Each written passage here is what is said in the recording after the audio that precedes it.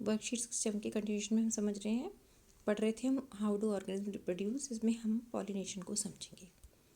तो देखो, पहली बात तो टर्म पॉलिनेशन होती क्या है। जैसे मैंने अभी आपको बताया था कि इसमें जो मेल पार्ट है उसमें एंथर फिलामेंट होता है और फीमेल पार्ट में आपके स्टिग्मा, स्टाइल एंड ओवरी होती है। यहाँ पर ओव्यूल्स होते हैं। ये पिक्चर आपने बुक से भी अच्छे से समझ लेना। तो इस एंथर में पोलन ग्रेन्स होते हैं। तो transfer of the pollen grains to the stigma is called the pollination.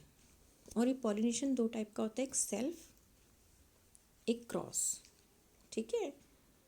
अब इस देखिए, सेल्फ का मतलब transfer of pollen occurs in the same flower, तो सेल्फ पॉलिनेशन है।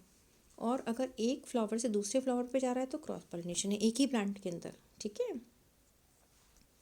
एक ही प्लांट में अगर एक फ्लावर से दूसरे फ्लावर पे जा रहा है तो भी क्रॉस है, और दूसरे प्लांट में होगा तो क्रॉस है ही। क्लियर हो रही है ये बात। तो this transfer of pollen from one flower to another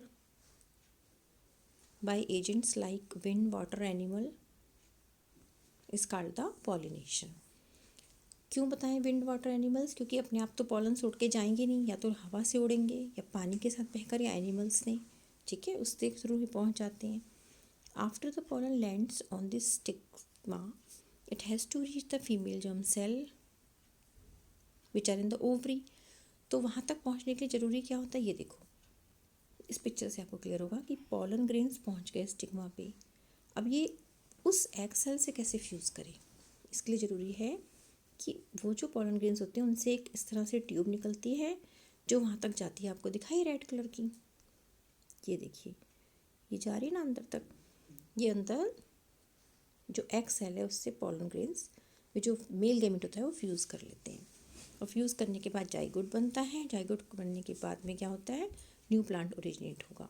okay बच्चों।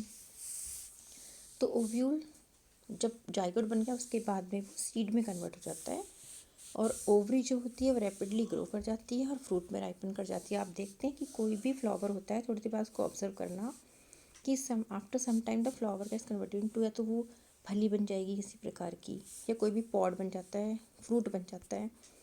क्यों? उस फ्रूट के अंदर सीड्स आ जाते हैं, और जो फ्लैशी फिशली वाला पार्ट होता है वो सारी ओवरी होती है। तो ये क्वेश्चन भी कई बार आ जाता है कि हम कौन सा पार्ट ईट करते हैं, तो वो फ्लावर है जो बाद में मैच्योर होकर फ्रूट बन गया।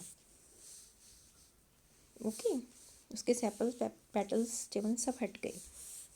The seed contains a future plant और embryo which develops into seedling under suitable condition, this is called germination. ये तो आपको पता ही है, आपने जर्मिनेशन करके देखा है कि कोई भी सीड होता है, आपने किसी भी पल्सेस का लिया या ग्राम का लिया, कोई भी आपने सीड लिया, उसको आप सोक करते, थोड़े दिन बाद उसमें से वाइट कलर का म्यूरी निकल आता है।